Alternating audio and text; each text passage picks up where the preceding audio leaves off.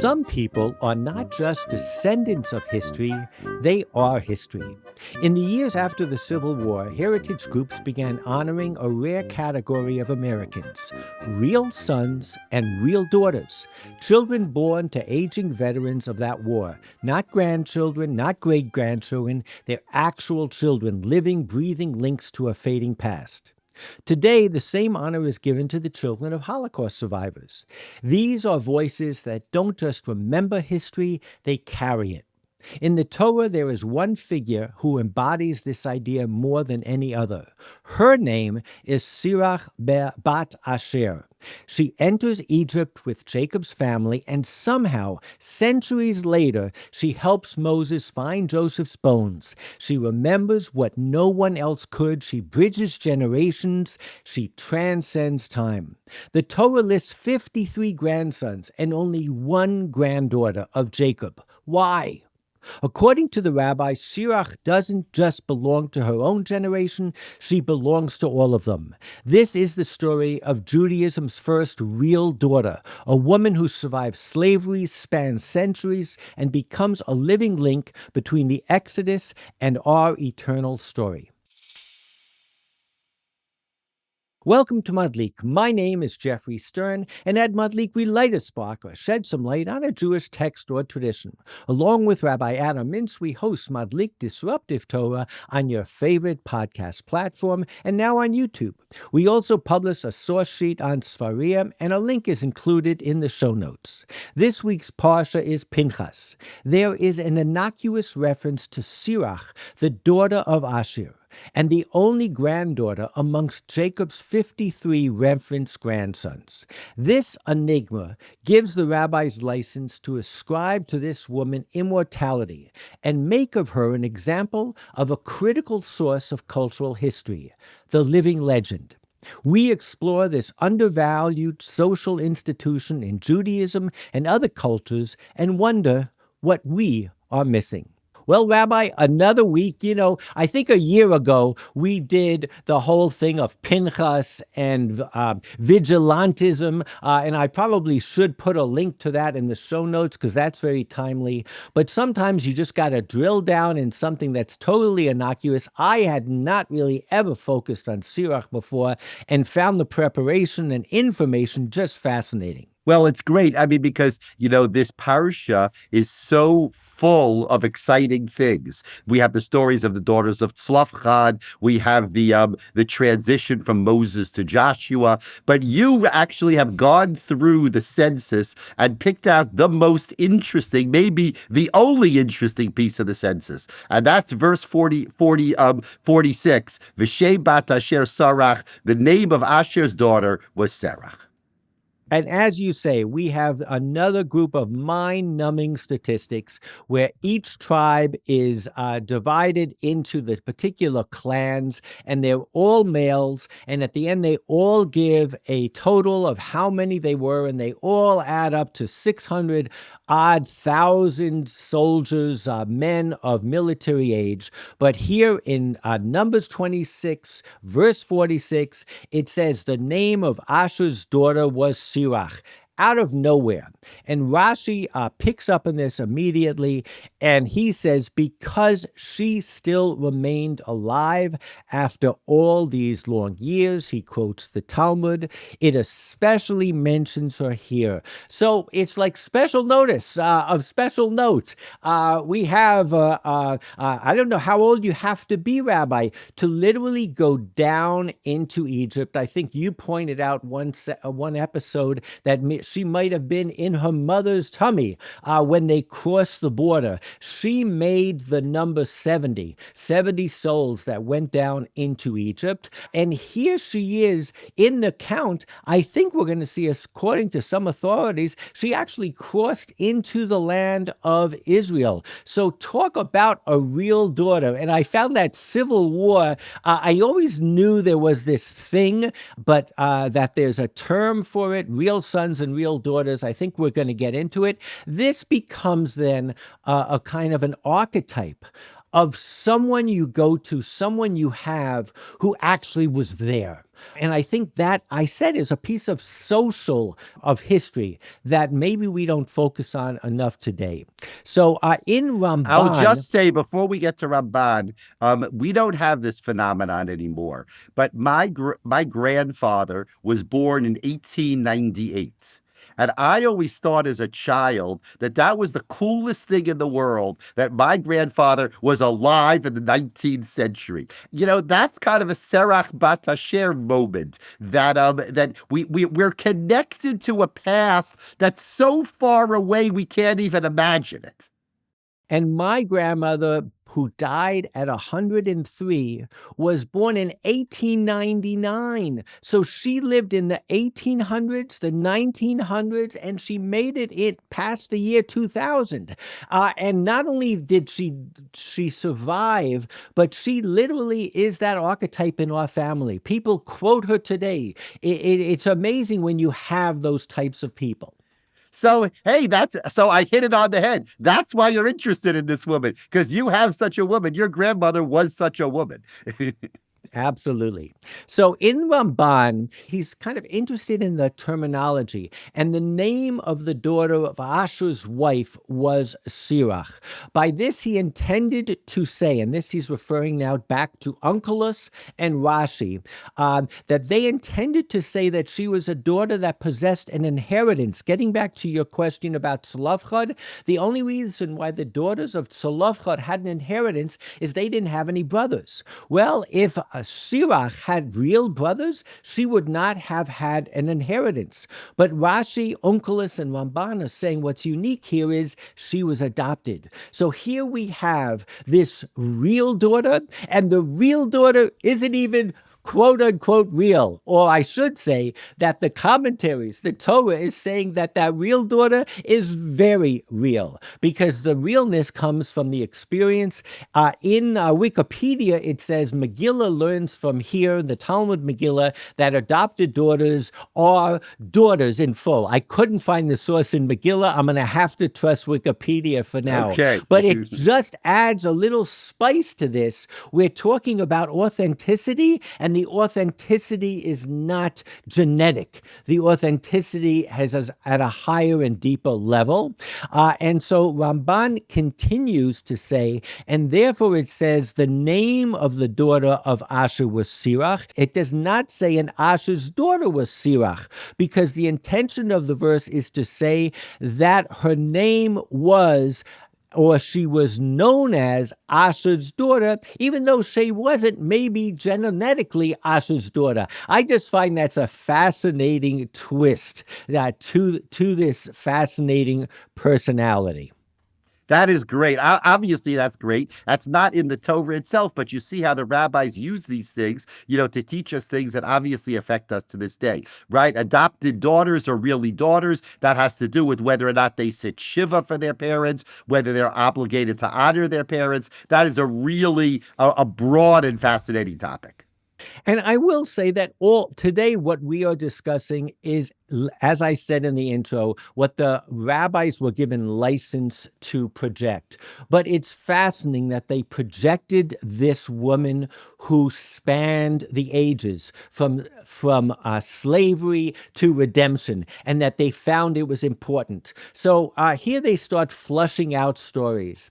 And one of the stories that we all know is that Joseph made his descendants promise that they would not leave Egypt without taking up his bones.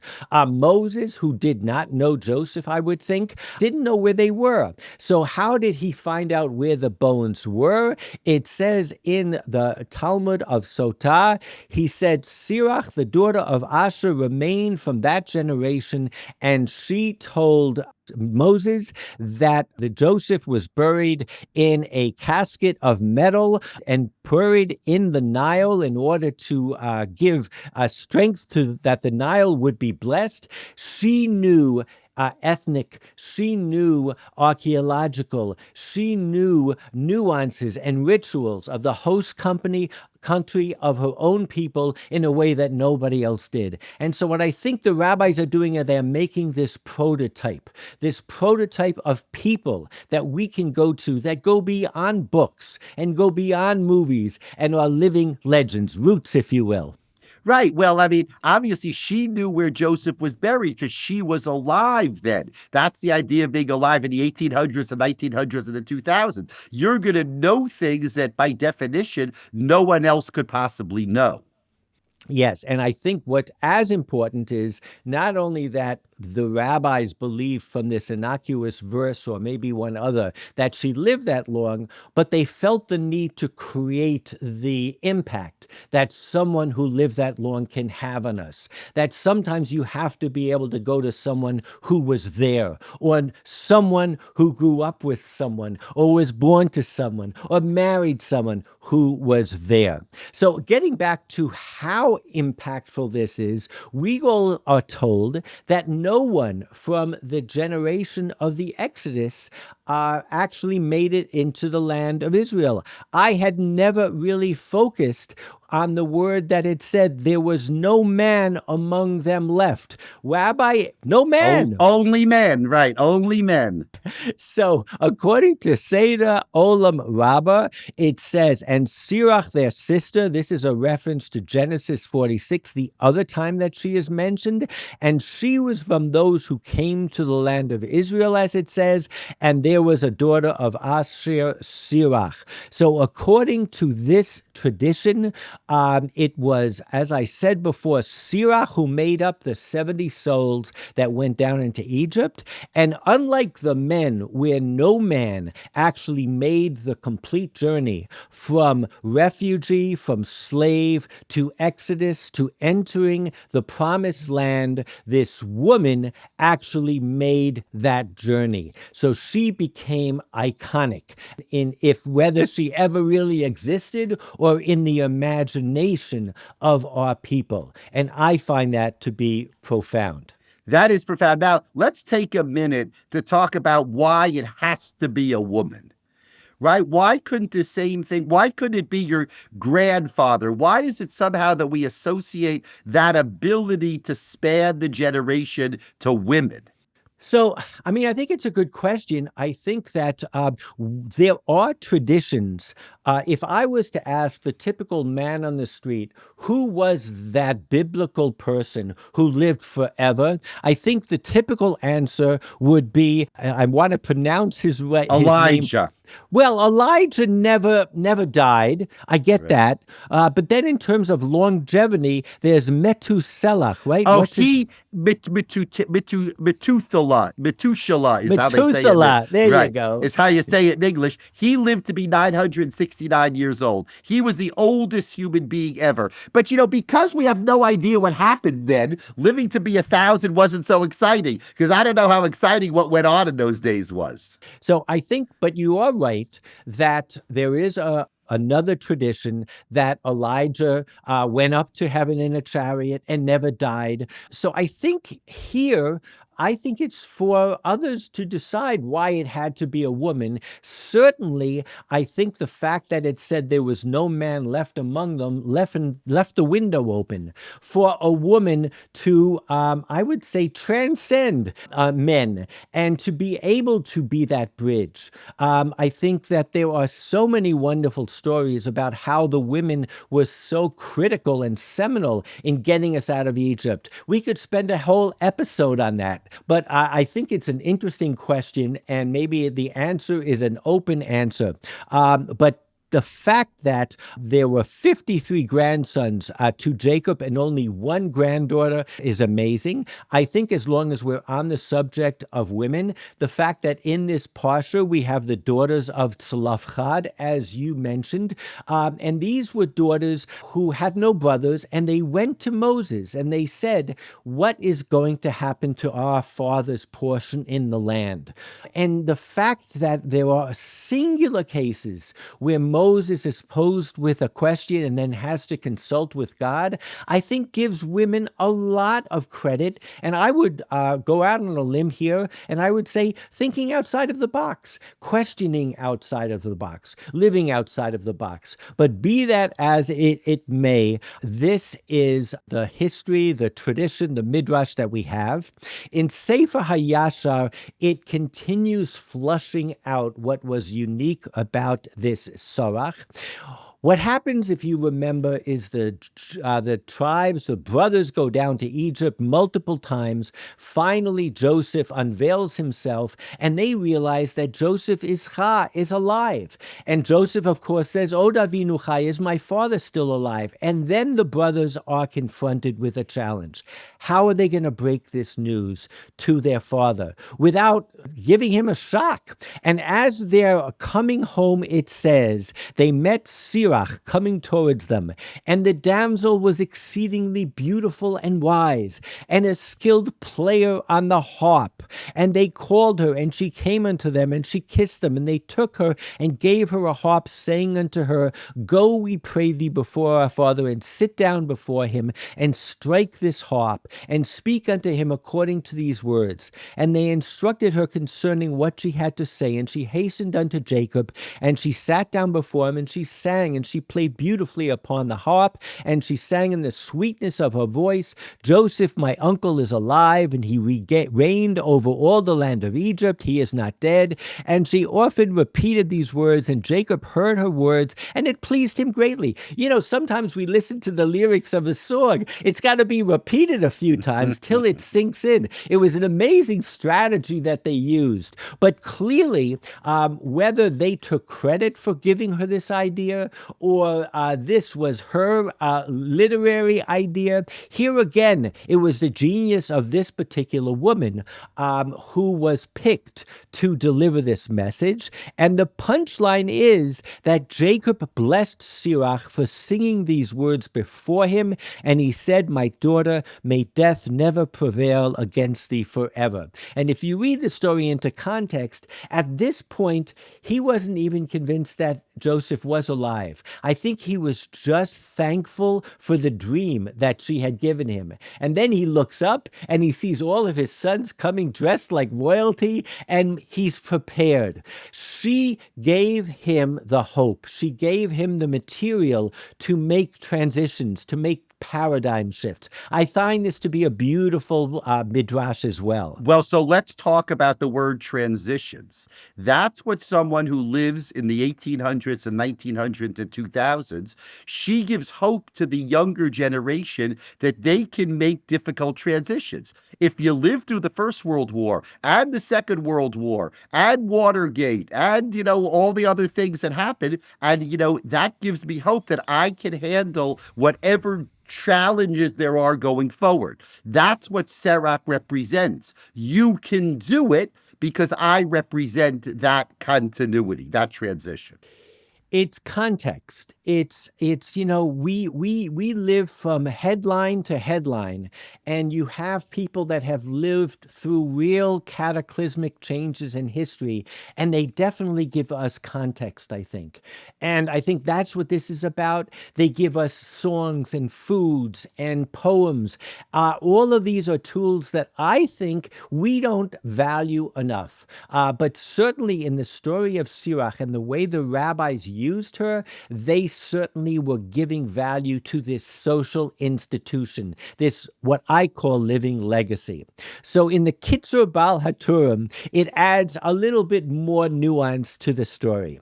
And it says, "Blessed is Asher, her father, above sons. Therefore Moses blessed him with these words, because when the tribes sold Joseph, they swore each other secrecy on pain of excommunication, and Serach, daughter of Asher, knew about the sale through prophecy." So now we have a situation where the rabbis are attributing to Serach this intuition that she knew from the beginning. And that's maybe why in the rabbinic mind she was picked to give Jacob hope and then to help him transition, because she knew from intuition what the brothers had done to Joseph. They're giving her, again, this great wisdom in addition to her beauty. Yeah, no question about it. Right. Okay, that's what you say. That's context. That's great. So the Bereshit Rabotai says as follows: it was learned there were 13 that never tasted the taste of death, and these were them: the milcham, the phoenix bird. That's another tradition we could talk about. The phoenix, the rising of the phoenix Right. and its species. Enoch, the son of Yered, Serach, the daughter of Asher, and it goes on. It says, Serach, the daughter of Asher, why did she never taste death? Because she had always been righteous, and when the sons of Jacob went up from Egypt and found Joseph alive, the Holy Spirit disappeared from Jacob until the day he was told, Joseph is still alive. At that time he said to her, you should likewise live forever. And it clung to her since she had always been righteous, so she is still sheltered in the Garden of Eden. Rabbi, what this is saying is that she was the one who gave the spirit of life back to Jacob. And as a result, Midah keneged Midah, she got to keep that spirit of life forever. It's a twist on that other Midrash that we learned before. She retained it and she gave it back to Jacob. So yeah, absolutely right, of course. I like the first slide that she had always been righteous, right? It's important that these characters are not just that they live a long time, but that they're good people. Now, sometimes that's just a matter of, kind of tradition, of legacy, of nostalgia. You remember them well, but it's important that they be good people, not that they're, that they're either negative or even neutral. I think that first line is an important part of what you're describing here. These people not only live a long time, they're also righteous. And I like this version better than the previous version because the previous version feels kind of compelled to say that she was a prophetess, that she was able through prophetic knowledge to know that Joseph was still alive. Here, she's just a person. She's just a human being who gave Jacob hope and a future and his soul back. And I am going to make the argument that unlike Elijah the prophet, and unlike other great tzaddikim, righteous people, and even Rishoyim, you could make the case like the Rolling Stones did about Satan. He always is there. He's always showing up. These bad people and good people, here was a Pashut Yid, I will say, a simple Jewish woman who saw it all and was there and survived, and she had these amazing traits. So in Pesikta Rav Kahana, as if we don't have enough stories about this woman, Rabbi Yochanan sat and expounded. How did the water become for the Jews like a wall at the splitting of the sea, he asked. Rabbi Yochanan expounded, it was like lattice work. Serach bat Asher looked out and said, I was there, and it wasn't like that. It was like a glass window. So now we have a situation where Serach bat Asher not only came into Egypt as a refugee, was a slave, went into the land of Egypt, but she's alive in the Beit Midrash of Rabbi Yochanan, and she just shows up, kind of like you would expect Elijah to in many other Midrashim, and she says, no, it was like a glass window, actually. Just fascinating what they made of her. And it's amazing to me that I had not heard of her before, and that she doesn't have the renown of the Elijahs and the other figures, those mythical figures that show up and come mystically into discussions and set the record straight. So let me just say about Elijah for a minute, because we're talking about these kind of figures. For some reason, and I agree with you, I don't know why there's a difference. Elijah pops up all over the place.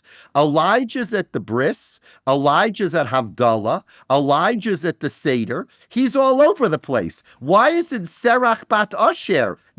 Why doesn't she come to Havdalah? So that's an interesting question just on how these traditions evolved over time.